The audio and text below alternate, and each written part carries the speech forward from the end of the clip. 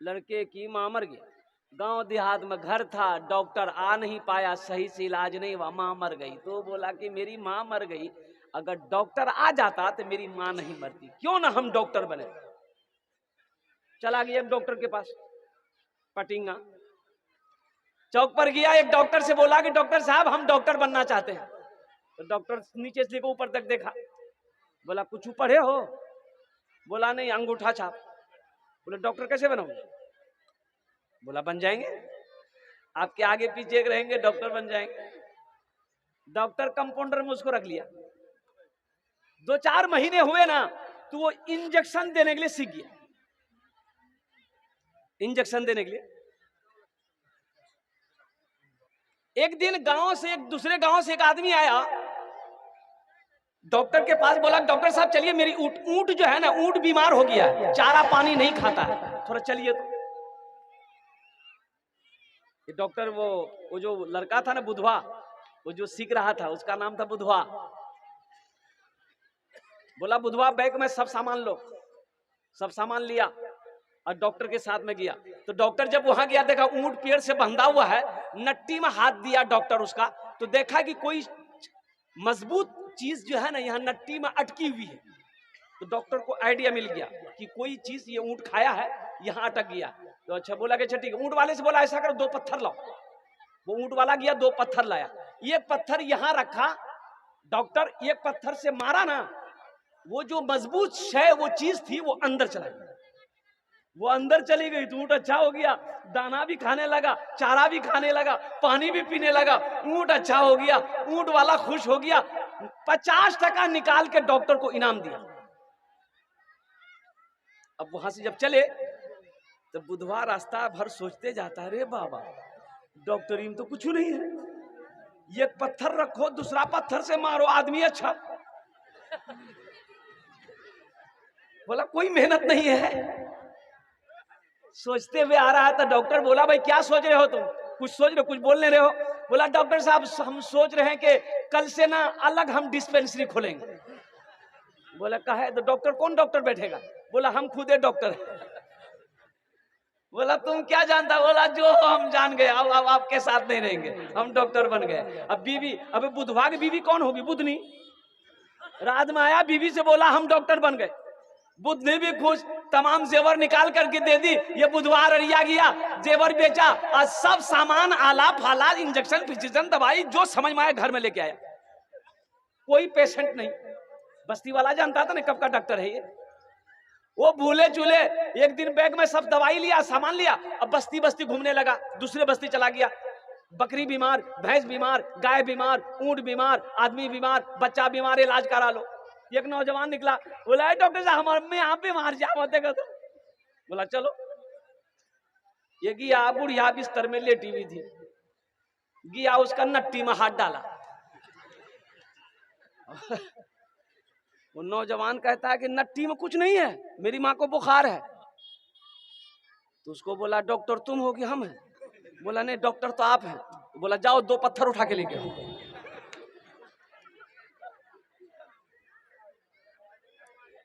2 पत्थर उठा के लाओ। वो लड़का बोला कि पत्थर का क्या कीजिएगा, अब दवाई दीजिएगा कि पत्थर ढूंढ रहे? बोला कि डॉक्टर तुम हो कि हम हैं? बोला नहीं डॉक्टर तो आप हैं। बोले जा 2 पत्थर ले आओ। गया ये नौजवान 2 पत्थर लेकर आया। बुढ़िया बैठी हुई थी, उसको सुलाया, बुढ़िया को सुलाया। अब ये डॉक्टर बोला, ये बुधवा बोला कि ऐसा करो इधर आओ। वो बुढ़िया का बेटा को बोला इधर आओ। वो आया, बोला बोला बैठो। एक नट्टी में एक पत्थर रखा। अब बुधवा बोला कि उसको पकड़ो, कस के पकड़ कर रखो, पत्थर गिरने नहीं पाए। एक पत्थर लेकर बुधवा खड़ा हुआ, मारा पत्थर में पत्थर, बुढ़िया खत्म।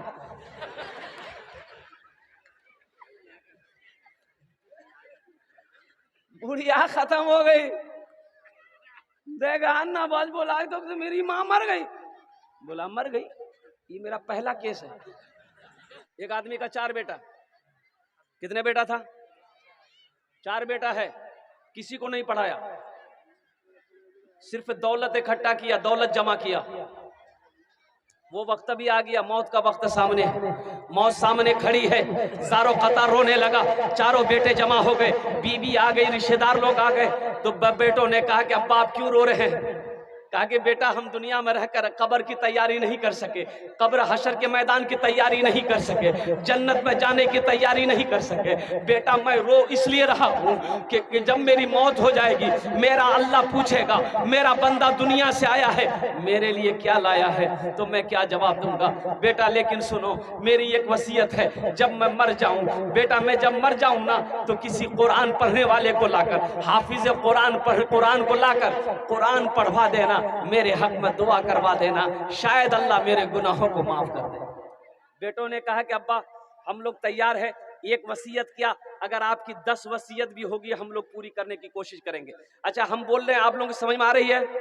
एक मर्तबा सुभान अल्लाह बोले तो माशाअल्लाह। बेटों ने वादा कर लिया, बाप का मरना था, मर गया, बाप चला गया। दोस्तों एक दिन इस चमन से आशियाना उठाना पड़ेगा, दोस्तों एक दिन इस चमन से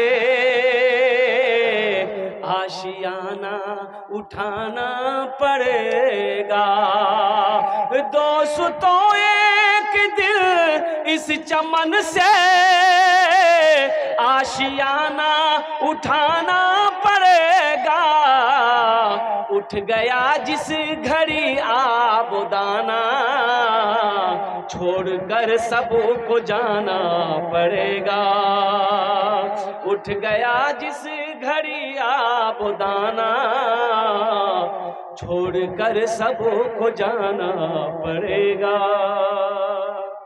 जाने वाला चला गया, रिश्तेदार लोग आए, गुसल दिया, कफन पहनाया, जनाजे की नमाज पढ़ के कब्रिस्तान में दफन कर दिया। अब चारों बेटा रात में बैठा मशवरा करने के लिए कि बाप की वसीयत थी किसी हाफिज कुरान को लाकर कुरान पढ़वा कर दुआ करवाना। तो उस जमाने में कुरान पढ़ने वाले बहुत कम थे, इक्का दुक्का लोग कुरान पढ़ने जानता था।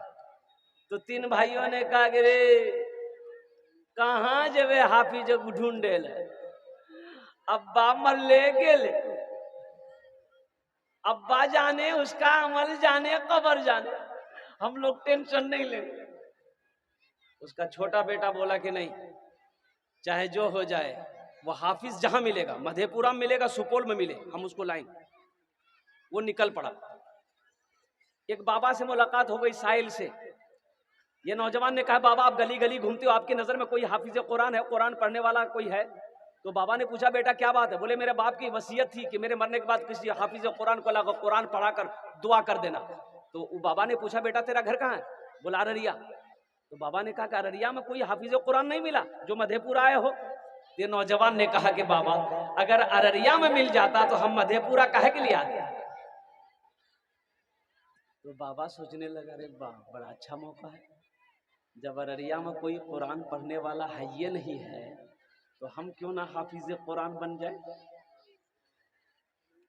कोई गलती पकड़ेगा? अबे गलती कोई पकड़ेगा?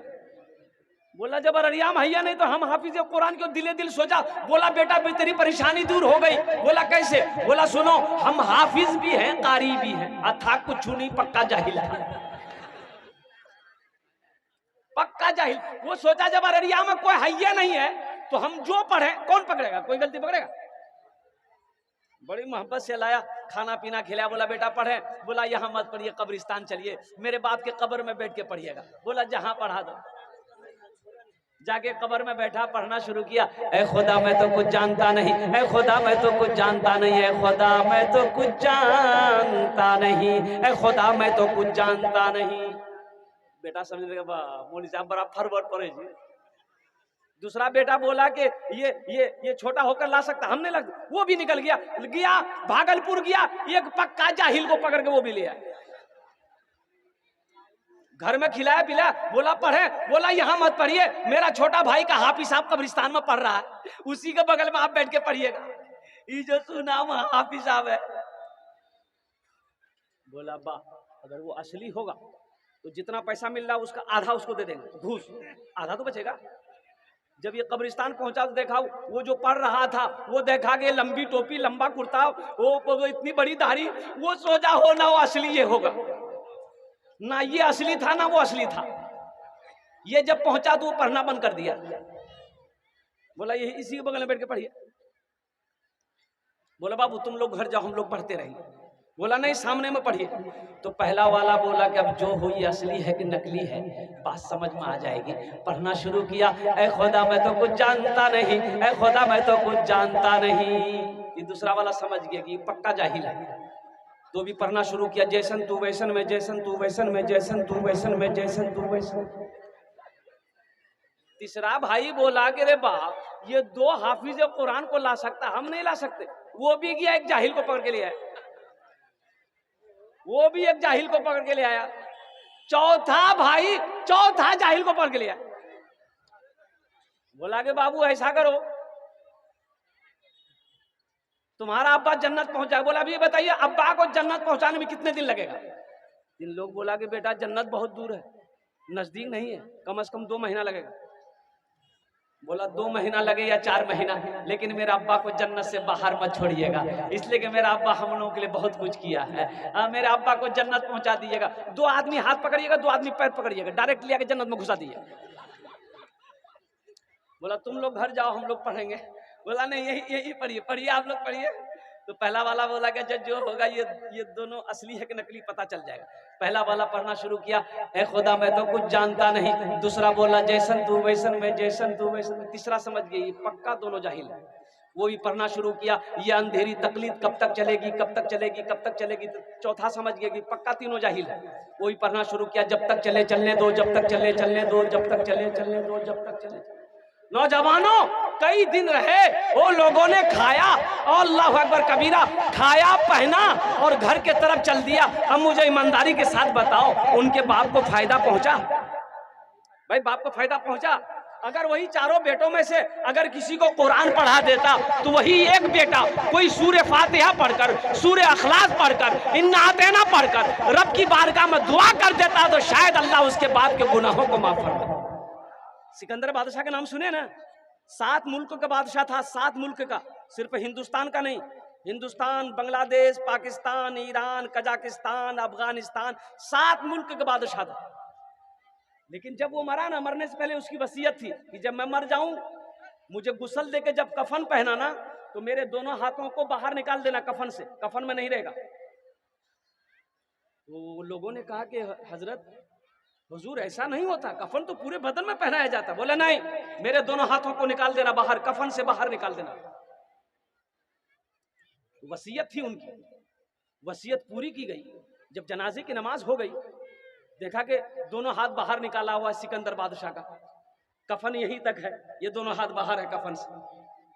तो किसी अल्लाह वाले से किसी ने पूछा कि हजरत ये सिकंदर क्या पैगाम देना चाहता है? तो वो अल्लाह वाले ने कहा कि सिकंदर दुनिया वालों को ये पैगाम देना चाहता है कि दुनिया वालों सुनो, सिकंदर को देखो, वो सिकंदर जो 7 मुल्क का बादशाह था आज इस दुनिया से जा रहा है, खाली हाथ जा रहा है, कुछ लेकर नहीं जा रहा। दुनिया वालों ये ना सोचना कि सिकंदर 7 मुल्क का बादशाह हो सकता है, अपने हाथों में सोना लेकर गया होगा, चांदी लेकर गया होगा, हीरा लेकर गया होगा। देख लो दुनिया वालों, अपनी नजरों से देखो, सिकंदर खाली हाथ जा रहा है। इसलिए मेरे भाइयों आओ, दौलत अल्लाह ने दिया है तो अल्लाह के बैंक में जमा कर दो। अल्लाह ने दौलत दिया, अपने दौलत को आगे भेजो, ये मदरसा बना दो, अल्लाह के रसूल का घर है, मदरसा बना दो, अल्लाह तेरा घर यहाँ भी बना देगा, आखिरत में भी बना देगा। है कोई इंशाअल्लाह? मुझे 5 आदमी इस मजमे में चाहिए। अच्छा, इसमें दोहरा सवाब मिलेगा। अपने माँ बाप की सालों सवाब की नीयत से अगर ये अमल करते हैं तो जब तक इस धरती पर यह मदरसा चमकता रहेगा, अल्लाह आपके माँ बाप को कब्र में सवाब अता फरमाता रहेगा। अपने नाम से अगर आप दोगे तो आप चंदा देकर, खुदा न खास्ता जब मौत आएगी मर जाओगे, इस धरती पर यह मदरसा सिराजुल उलूम जब तक चमकता रहेगा, जब तक ये कायम रहेगा, अल्लाह कब्र में सवाब देता रहेगा। बेटा याद करे या ना करे, बीवी याद करे या ना करे, भाई याद करे या ना करे, ये सदका जारिया आपने ऐसा अमल किया है कि अल्लाह कयामत तक इसका सवाब कब्र में अता फरमाता रहेगा। मुअज़्ज़ज़ सामीन किराम, मुझे 5 आदमी इस मजमे में चाहिए, मैं उसके लिए 10 दुआ करूंगा। कितने दुआ करेंगे भाई? बोलो भाई कितनी दुआ करेंगे? मैं 10 दुआ करूंगा इंशाल्लाह। वो लोग भी आ जाना जिसके घर में बीमार, इलाज करते करते थक गए, अच्छा नहीं हो रहा है, उसके नाम से सदका कर दो, अल्लाह सदके की बरकत से बीमार को अच्छा कर देगा। वो लोग भी आ जाना जो परेशान हाल हो, सदका करो, अल्लाह सदके की बरकत से परेशानी को दूर कर देगा। वो लोग भी आ जाना जो हमेशा टेंशन में रहते हो, सेहत अच्छी नहीं रहती है, इंशाल्लाह सदका करो, अल्लाह तेरी उम्र को बढ़ा देगा। है कोई नौजवान, मुझे 5 आदमी इस मजमे में चाहिए, मैं उसके लिए 10 दुआ करूंगा।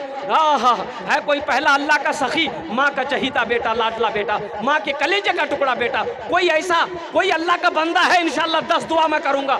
10,000 रुपए देने वाला एक आदमी कोई तैयार हो जाए इस मजमे के अंदर में इंशाअल्लाह। मैं देखना चाहता हूं वो कौन खुशनसीब नौजवान है जो अपनी माँ या अपने बाप के नाम पर इस मदरसे के अंदर में 10,000 रुपए देने वाला एक आदमी कोई तैयार हो जाए, मैं उसके लिए 10 दुआ कर दूंगा इस मजमे के अंदर में। है कोई पहला नौजवान, मुखिया हो, सरपंच हो, पार्षद हो, मेंबर हो, वार्ड कमिश्नर हो, मास्टर हो, प्रोफेसर हो, इंजीनियर हो, डॉक्टर हो, ताजिर हो, किसान हो, कोई ऐसा नौजवान, नकद है नकद दे दो, नकद नहीं है तो लिखा दो, अल्हम्दुलिल्लाह सुम्मा अल्हम्दुलिल्लाह। पहला कोई सखी, पहला कोई नौजवान 10,000 रुपए देने वाला एक कोई अल्लाह का चहीता बंदा, प्यारा बंदा तैयार हो जाओ, मैं 10 दुआ कर दूंगा इंशाअल्लाह उसके लिए। है कोई नौजवान है, इतना बड़ा ये झमटा की सरजमीन है, अल्लाह अकबर कबीरा, जहाँ पर सखी लोग रहते हैं, फैयाज लोग रहते हैं, दानी लोग रहते हैं, दान करने वाले लोग रहते हैं, माँ बाप की मोहब्बत में नौजवानों, ये 10,000 रुपए कोई बड़ी रकम नहीं है, कोई बड़ी रकम नहीं है। जिसको अल्लाह ने दौलत दिया है, दिल दिया है, उसके लिए 10,000 रुपए कोई बड़ी रकम नहीं।